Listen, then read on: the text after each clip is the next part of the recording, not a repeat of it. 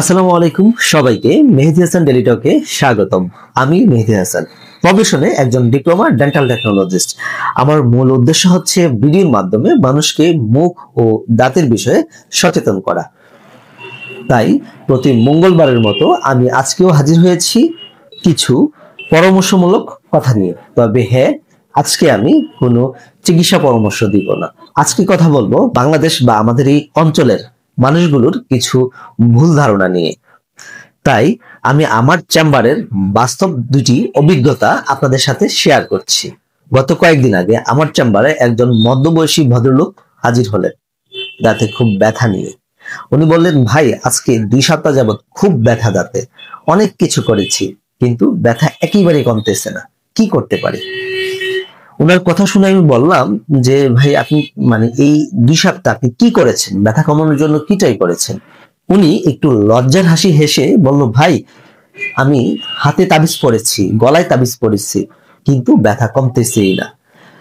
ওনার কথা শুনে আমিও হেসে পড়লাম, কি বলে এই লোক? তখন বললাম যে তাবিজ কি আপনার দাঁতের ইনফেকশন, দাঁতের নার্ভের ইনফেকশন, দাঁতের ক্যাভিটি ভালো করে দিতে পারবে? সামান্য একটা লেখার টুকরো আপনাকে কি করবে? তখন আমি বললাম, ভাই এই তাবিজ হচ্ছে শিরক। আল্লাহ সকল গুনাহ মাফ করেন কিন্তু শিরকের গুনাহ মাফ করেন না। তখন উনি বলল, ভাই প্রচুর ব্যথা ছিল, যে যেভাবে বলছে সেভাবেই শুনছি। পরবর্তীতে আমি তার ট্রিটমেন্ট করে দিলাম, ইনশাল্লাহ সে এখন ভালো আছে। আরেকটি গল্প বলি, সম্পর্কে আমার এক মামা হন। উনি প্রচুর পরিমাণে ব্যথায় রাত 11টা বাজে আমাকে কল দিলেন, বললেন যে মামা আমার তো খুব ব্যথা হচ্ছে, আমি এখন কি করতে পারি? তখন আমি বললাম যে মামা ব্যথার ধরনটা কি, ওনার কাছ থেকে আমি ওনার ব্যথার ধরন বা ওনার কন্ডিশন সম্পর্কে আমি জানলাম। জানার পরে বললাম, আপনি আপাতত নাপা এক্সট্রা খেয়ে দেখতে পারেন, যদি না কমে তাহলে আগামীকালকে অবশ্যই আসবেন আমার চেম্বারে, এসে দেখা করবেন। তো উনি আর আসে নাই, উনি না এসে বাইকদার কাছে গেলেন, ওখানে গিয়ে দাঁতের পোকা খুলেন।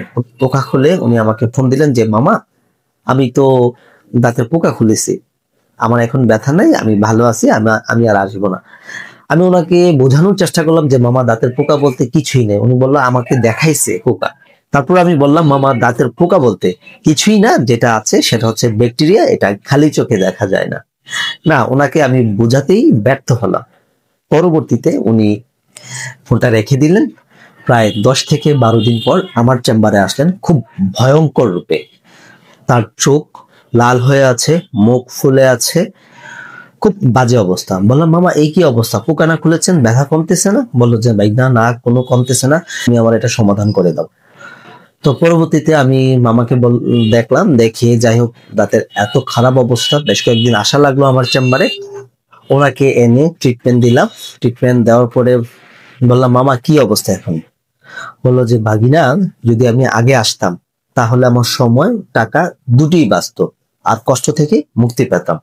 আলহামদুলিল্লাহ এখন ভালো আছে। তো বললাম, মামা শুনেন, আপনারা কখনো বাইদ্যার কাছে গিয়ে ঝাড়ফুঁক করবেন না। আপনাদের যদি প্রয়োজন হয় তাহলে আল্লাহর কাছে চান।